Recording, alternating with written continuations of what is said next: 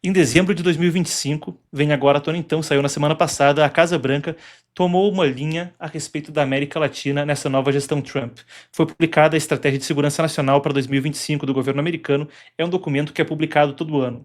Entretanto, o que chama atenção é o seguinte: se a gente vai cavando lá para trás, só em alguns anos pontuais há tanta ênfase quanto houve para a América Latina e para a chamada segurança hemisférica, o hemisfério ocidental. 87 teve, anos 90 um pouco, 2006 talvez a última vez que tenha tido algo nessa escala. A fixação no objetivo para a política externa americana é proteger os chamados interesses nacionais centrais. O texto fala que desde o final da Guerra Fria, governos têm buscado, nos Estados Unidos, dominação permanente do mundo inteiro e se prenderam a instituições e compromissos internacionais sem levar em conta o interesse interno. Na linha do que o presidente americano havia falado anteriormente na ONU, há também uma crítica ao globalismo. A gente tem aqui um trecho até onde se diz no documento o que nós queremos dentro e do mundo, aonde se fala as seguintes palavras: queremos garantir que o hemisfério ocidental siga razoavelmente estável e bem governado o suficiente para prevenir e desencorajar imigração em massa para os Estados Unidos. Queremos um hemisfério cujos governos cooperem conosco contra narcoterroristas, cartéis e outras organizações criminosas transnacionais. Um hemisfério que siga livre de incursões hostis externas ou da detenção de ativos-chave e que apoie cadeias logísticas críticas. Queremos continuar com acesso estratégico, ou melhor dizendo, queremos garantir nosso acesso contínuo a locais estratégicos. Em outras palavras, nós iríamos ter e fazer valer uma corolária Trump à doutrina Monroe. Lá atrás, o presidente americano James Monroe, em 1823, proclamava a chamada doutrina Monroe. Naquela época, foi até uma coisa feita pelo John Quincy Adams, que depois foi presidente americano e é tido como um dos maiores diplomatas da história. Ele falava sobre a ideia de que, se países latino-americanos declarassem independência da Europa, eles não seriam tratados como províncias rebeldes numa guerra civil contra os europeus, mas seriam tidos como nações independentes, dizendo que a América era para os americanos nesse sentido. Depois, na virada do século XIX para o século XX, veio a corolária Roosevelt, que deu o tom que normalmente é citado como imperialista para isso, a ideia de que isso seria uma esfera de interesse privilegiado dos Estados Unidos. Agora vem essa palavra corolária Trump. O que exatamente se quer dizer com isso? Na sequência a gente desdobra o documento, para isso eu vou convidar no painel que vem adiante duas pessoas da minha mais alta estima, o ex-ministro das Relações Exteriores do Brasil, Ernesto Araújo, e o autor e analista de geopolítica, Paulo Henrique Araújo. A gente segue para o painel de hoje.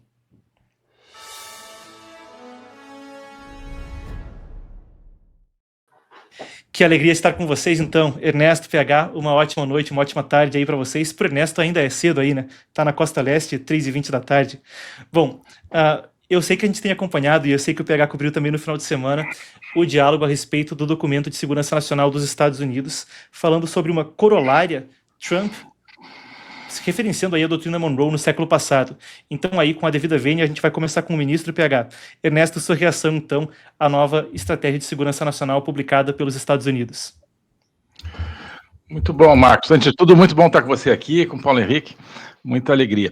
Olha, eu acho que Trump está explicitando aquilo que ele já vem fazendo, né? Ele está colocando no papel, inclusive, talvez com a intenção de um certo... Ou seja, esse papel já é parte da própria atuação da estratégia, né? Digamos, orientar os possíveis aliados e os possíveis inimigos dos Estados Unidos para o que vem por aí, ou melhor, chamar, né, a ele aqueles que porventura quisessem se colocar como inimigos. Então, é um documento com a cara do Trump, né? Ele é precedido por uma carta, inclusive, né, do Trump, em que ele apresenta isso para o mundo. Me chamou muita atenção que tem, claro, essa combinação dos interesses americanos, America First, mas ele, nessa parte conceitual da carta inicial, ele fala da liberdade, que os Estados Unidos, com essa estratégia, querem continuar sendo, ele deseja que continuem sendo a nação mais bem-sucedida da história do mundo e o lugar da liberdade, ou a pátria da liberdade, uma coisa assim. Acho isso fundamental.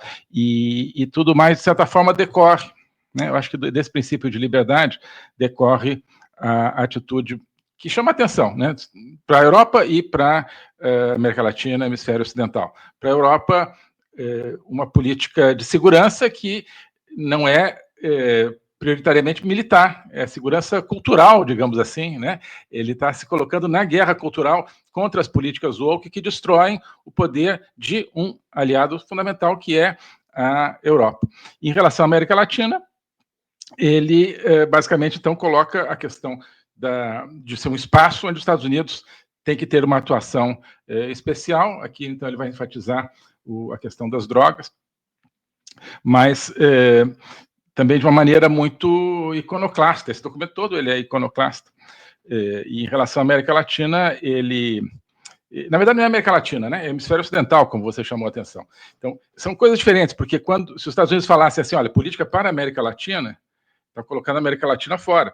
Quando eles falam de política para o Hemisfério Ocidental, os Estados Unidos está dentro. Os Estados Unidos fazem parte do Hemisfério Ocidental, obviamente, né? Então, é algo diferente, uma política para a região deles. Eles falam a nossa região, aqui e ali.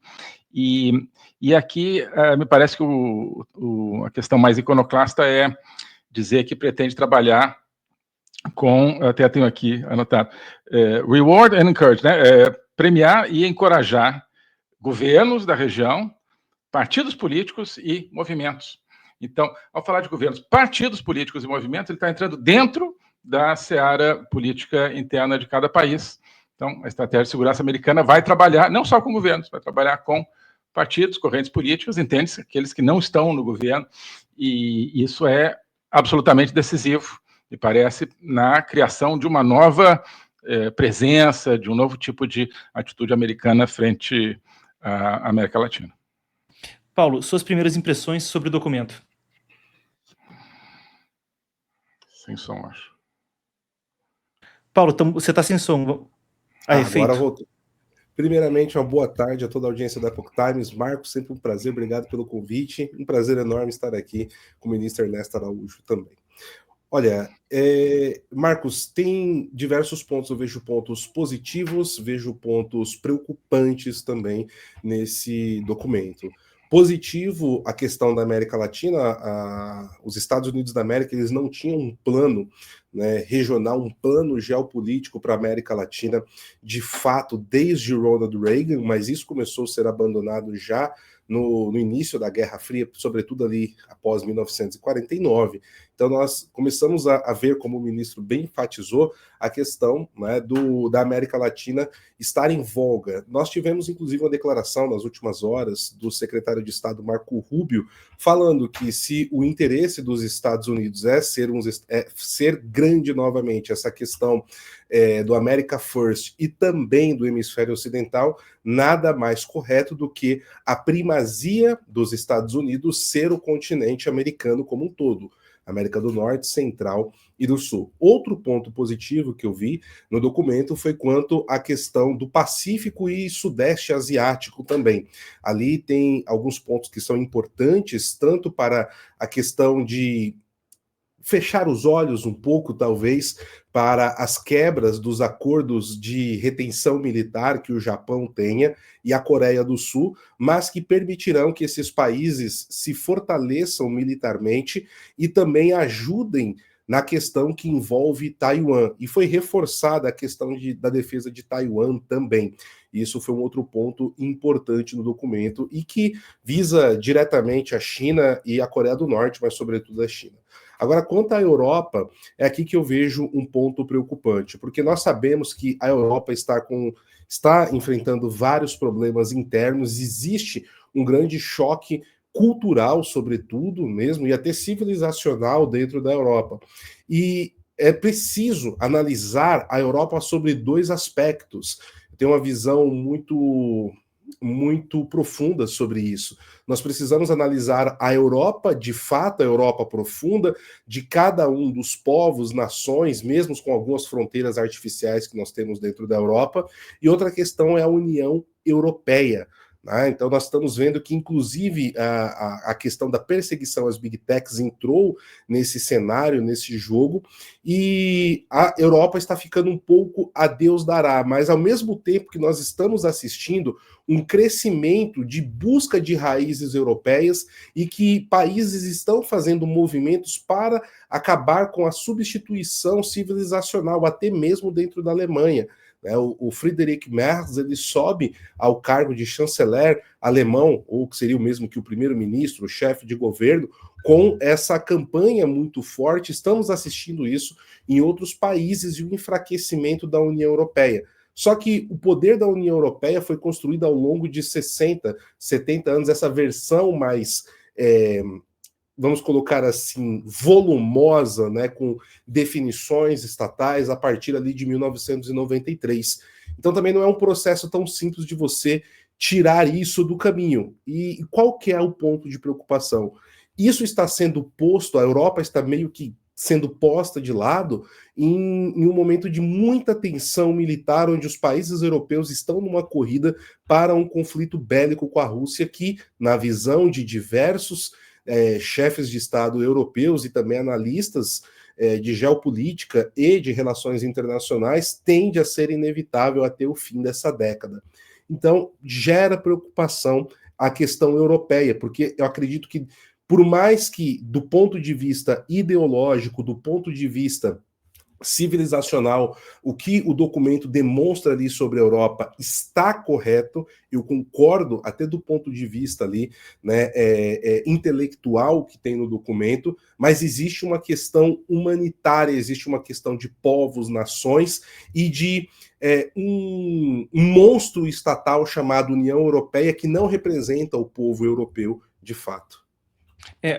Eu queria continuar com você um instante antes de devolver a palavra para o ministro. Tem uma questão que chama atenção aqui e eu quero voltar lá atrás para a primeira viagem de Trump para fora do país, tirando o funeral do Papa, né? Foi ao Oriente Médio, passou pela Arábia Saudita, pelo Catar e pelos Emirados Árabes Unidos e fez um discurso muito interessante na Arábia Saudita, onde ele falava a respeito de os Estados Unidos se posicionarem no Oriente Médio como um país que não busca qualquer mudança de regime em governos estrangeiros, mas que se posiciona como uma alternativa estratégica à China, não por convergência de valores, mas porque é um parceiro de negócios melhor e porque consegue oferecer uma parceria melhor de longo prazo via o seu adversário estratégico de longo prazo, a China.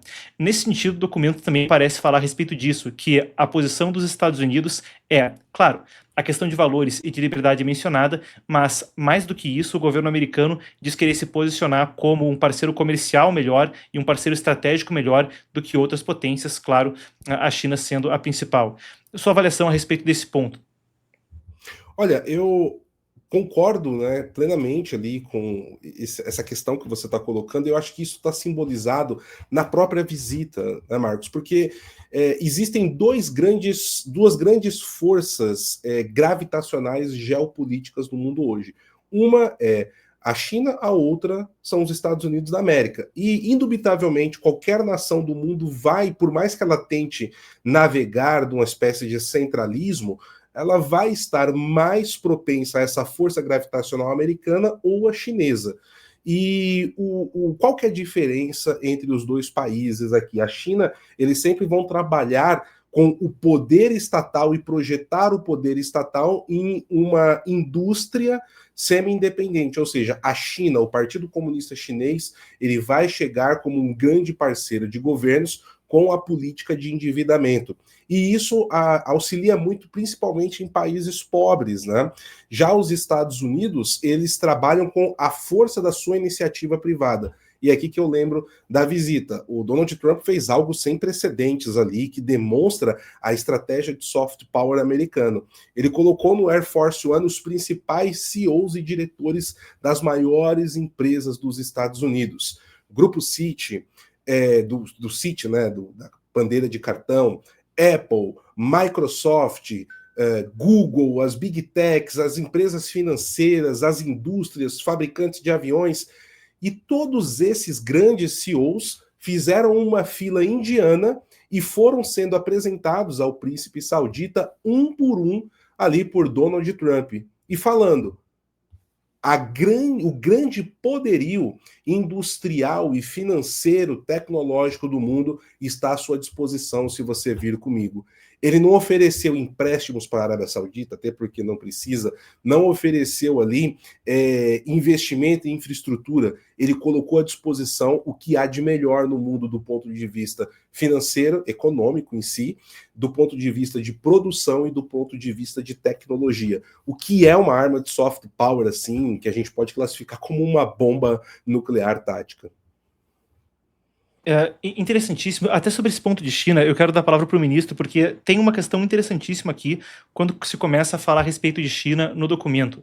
2 pontos, né? Um é a questão de enlist and expand, como eles chamam de alistar e expandir, alistar países para a ordem de parceiros dos Estados Unidos e expandir também a capacidade de influência, a capacidade de se articular com esses países.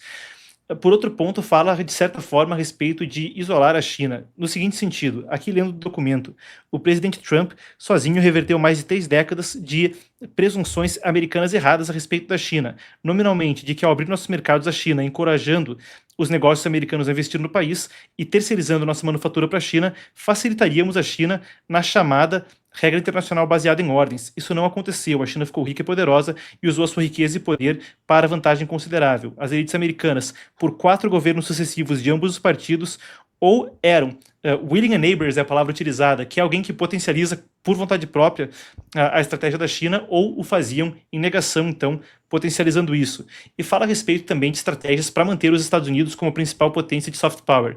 Sua avaliação, então, ministro, e parece também coisa a ver com o Marco Rubio, né? Quando era senador, ele já falava quase que nessas palavras a respeito do assunto. Coisas para a gente destrinchar, né, nesse documento, e elas vão surgindo, e está sendo muito interessante ver aqui esse debate, as ideias suas, do Paulo Henrique. E o que eu estou vendo é o seguinte, uma conjunção, então, do soft power com o hard power nesse documento, tá? Eu já estou falando desde o começo desse governo Trump da conjunção de política externa com política interna, da queda da barreira entre política externa e política interna. E outra queda de barreira, que aliás eu também tenho falado com outras palavras, é essa entre o que seria o soft power e o hard power, ou seja, né, poder militar clássico e poder comercial, poder cultural e assim por diante. Me chamou muita atenção outro dia, que é algo que eu acho que, evidentemente, está no contexto dessa estratégia de segurança, um tweet do Christopher Landau, o vice-secretário de Estado, que tem falado muito sobre o Brasil, inclusive, né? Mas ele falando sobre a Europa e a OTAN, e ele diz o seguinte, olha, eu sempre achei estranho que a nossa relação com a Europa no âmbito da segurança é uma, na OTAN, e no âmbito do comércio, dos investimentos, é outra completamente diferente, seguindo uma lógica completamente diferente, numa relação com a União Europeia. Eu falo assim, nunca entendi, porque a Europa, em tese, é a mesma, mas o comportamento é completamente diferente na OTAN e na União Europeia. E eu acho que implícito em tudo isso está a percepção, e aí vem a China, de que a separação, sobretudo do terreno econômico e do terreno, digamos, clássico de poder, estava favorecendo a China, estava favorecendo o projeto totalitário e enfraquecendo os Estados Unidos como nação e os Estados Unidos como uma nação livre. E o princípio da liberdade vinha sendo enfraquecido.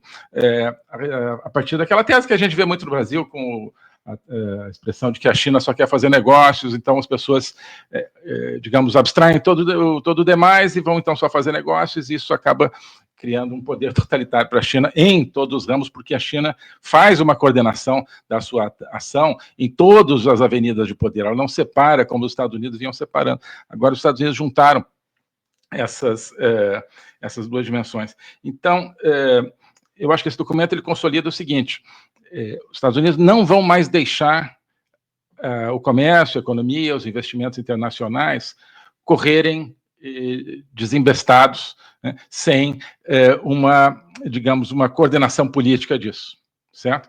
Sem um encaixe político disso. Porque digamos, esse desconhecimento das relações de poder, pensar apenas em comércio e investimentos, estava favorecendo o projeto totalitário mundial. É interessantíssimo até porque tem um livro que é muito notório. Para quem acompanha aí think tanks internacionais, em Stanford tem um sujeito chamado Stephen Kotkin, que é talvez um dos melhores autores a respeito de Rússia atualmente. Ele fala muito a respeito dessa questão da the Royal Presidency, né, a presidência real, que é um livro famoso escrito a respeito da presidência do Richard Nixon, onde ele expandiu muito a autoridade do governo federal. E é curioso porque a política externa americana é feita com base em uma série de contradições que se elencam para tentar administrar questões como uma nação que foi fundada para essencialmente ser um lugar bucólico de fazendeiros cidadãos e acabou se tornando a principal potência militar da história do mundo, né? Uma coisa que Thomas Jefferson jamais teria imaginado. Então, dando esse contexto para a gente tentar passar um pouco pela superfície, porque um dos pontos interessantíssimos aqui do documento é a proteção de direitos-chave e liberdades-chave, onde se diz o seguinte: o propósito do governo americano é assegurar que os direitos naturais e otorgados por Deus de cidadãos otorgar os direitos naturais e otorgados por Deus de cidadãos americanos. Para esse fim, departamentos e agências do governo americano ganharam poderes fearsome, é a palavra utilizada, poderes assombrosos. Esses poderes jamais podem ser abusados. Quando eles forem abusados, os abusers, os abusadores, precisam ser responsabilizados. Em particular, os direitos de liberdade de expressão, liberdade de religião e consciência e o direito de escolher um governo comum são direitos-chave que jamais podem ser infringidos. E eles falam a respeito também de projeção de soft power. Eu estou falando dessa questão de equilibrar contradições que vem na história americana para te perguntar o seguinte, Paulo. Você já falava sobre isso, mas se puder expandir sobre esse ponto, você entende que o soft power americano vai buscar a questão de propagação de, por exemplo, sei lá, valores como liberdade? Eu estou perguntando isso no sentido de que houve críticas anteriormente de que os americanos iriam buscar mudança de regime em países pelo mundo, e isso era uma coisa muito criticada por muitos aliados do Trump, mesmo durante a campanha. Agora me parece que eles estão abordando nesse documento a seguinte estratégia. Então, para países que têm uma identidade comum, uma tradição comum, como é o caso da Europa, e eles citam ali de fomentar a identidade ocidental comum com os parceiros europeus, é uma abordagem em questão de, com os países que têm essa proximidade histórica, manter essa identidade comum, mas com outros países se apresentar como um parceiro de negócios que possa ser mais vantajoso, mesmo sem tentar exportar esse tipo de valor. Como eles vão, eu sei que você já pincelou isso, mas porque esse ponto é muito interessante, como você imagina que eles vão tentar equilibrar essas duas questões na política externa? Questão, mas de certa forma eu diria que com hipocrisia. Se eu pudesse colocar aqui de uma maneira bem clara, não existe, acho que é um pouco tópico falar que nenhuma dessas duas grandes potências vão deixar de exercer a sua influência, tá? Do ponto de vista eleitoral. É claro que isso depende muito da forma que vai ser feito, mas nós vemos como a China faz isso, né? Temos um exemplo aqui de um grande ministro das Relações Exteriores que o Brasil teve, na minha opinião, um dos maiores, que foi derrubado pelo governo chinês, né? Eu sei, ministro, que o senhor não precisa comentar sobre isso aqui, mas eu posso tomar essa liberdade. O senhor foi derrubado pelo governo chinês e pelos seus comandados dentro da estrutura política do Brasil. Por outro lado, o que a gente precisa entender? Quando nós olhamos o mapa de parceria econômica na América Latina, sobretudo na América do Sul, todos os países aqui da região tinham os Estados Unidos como principal parceiro de negócio, inclusive o Brasil. Esse mapa, se trouxermos para hoje, somente o Paraguai continua tendo os Estados Unidos como principal parceiro de negócios. Então, os Estados Unidos precisam, para que o seu soft power ele floresça, que é justamente o poderio em diversos âmbitos, né, da iniciativa privada americana, em todos os segmentos, ele precisa que o governo que esteja estabelecido enxergue na liberdade econômica, enxergue em uma agenda liberal econômica uma vantagem competitiva de crescimento dos países. Assim, nós temos Donald Trump, inclusive, dando endossos em eleições, como o caso de Antônio Castro no Chile, que fui para lá para cobrir. Nós temos agora em Honduras, onde ele também deu o seu endosso. Temos Daniel Noboa no Equador. Temos Javier Milei, ele ajudou muito nas eleições de middle terms argentinas, e também tivemos aí a Bolívia e uma aproximação cada vez maior com Santiago Penha, do Paraguai, e posições que colocam o Brasil em uma situação complicada, porque se nós pegarmos, por exemplo, a Itaipu binacional, o governo brasileiro ele esteve envolvido em uma polêmica que foi um escândalo de mês inteiro na mídia paraguaia, onde o governo brasileiro estaria espionando senadores e até mesmo os presidentes, tá, do Paraguai, por conta das negociações envolvendo a Itaipu. A Itaipu, 50% ali da energia gerada é do Brasil, 50% do Paraguai. Só que o Paraguai usa em torno de 30% a 40% da sua cota de energia, o que sobra muita energia ali parada. E o que está acontecendo nesse momento? Os Estados Unidos está ali praticamente nos pontos finais de fechar um acordo com o Paraguai para comprar esse excedente e instalar empresas americanas, dar a concessão para empresas americanas voltadas ao ramo de inteligência artificial, que vai demandar muita energia elétrica, tá? É uma nova corrida, é da energia elétrica em todo o mundo. Então, isso vai passar, indubitavelmente, pelos Estados Unidos forçar, através de mecanismos locais, como a OEA, eles conseguiram tomar agora o controle da OEA, principalmente na pauta de direitos humanos. Nós estamos vendo como outros países, mesmo com governantes de esquerda, estão sendo tragados, né, para a influência americana, através dessa coisa mista que o ministro disse, do soft com hard power.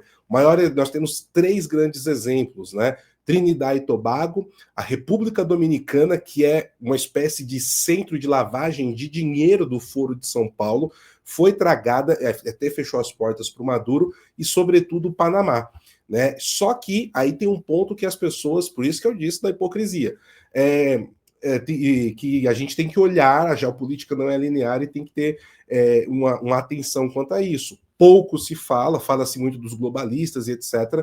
Só que um dos principais ativos para a implementação desse soft power, para esse alcance dos Estados Unidos, é a BlackRock, que hoje tem uma relação íntima com a administração Trump, mas o pessoal não fala muito disso, porque fica uma coisa meia... Opa, como é que eu vou explicar isso? A BlackRock, que até pouco tempo atrás todo mundo batia, agora está dentro da administração Trump, sim, está, e eles têm uma influência muito grande nessa projeção do soft power americano, e tiveram, inclusive, na questão do Canal do Panamá. Relembrando, né, a questão do Canal do Panamá é uma aquisição assombrosa, coisa de dezenas de portos que a BlackRock estava para comprar da CK Hutchinson Holdings, que é uma empresa hongkonguesa, mas amplamente influenciada pelo Partido Comunista Chinês, que detém não só os terminais portuários, 2 de um lado, 1 do outro do Canal do Panamá, mas ainda, se começa a passar pelo mundo, é um negócio que vai da Indonésia para o Sri Lanka, para a Europa, portos aí que estavam então sob influência do Partido Comunista Chinês para lá e para cá. Mas, ministro, para a gente encerrar também e poder seguir com a pauta, que tem mais convidados seguindo adiante, eu queria trazer à tona o seguinte: para concluir, tem aqui uma questão-chave, que é o rebalanceamento, que é citado no documento. Fala-se a respeito de rebalancear a relação com a China. Então, isso aconteceria com reciprocidade nas trocas. A crítica é, como Paulo falava logo na primeira impressão que ele compartilhava do documento, e é citado, então, ampliação de relações comerciais com países do hemisfério, com o Partido Comunista Chinês,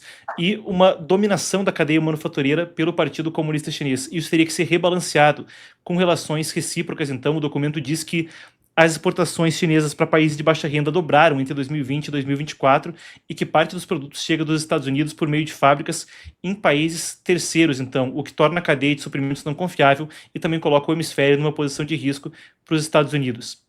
A pergunta que eu faço aí na sequência é: qual você acredita que devem ser os próximos passos a partir dessa estratégia? Ou qual você imagina que possam ser os próximos passos a partir dessa estratégia? Porque até em função dessa questão das cadeias de suprimento, quando o Trump encontrou o Xi Jinping em Busan, na Coreia do Sul, recentemente, foi uma conversa onde eles tentaram apaziguar, né? Então você reduz as tarifas e eu continuo exportando terras raras, e a coisa parece estar meio travada nesse impasse.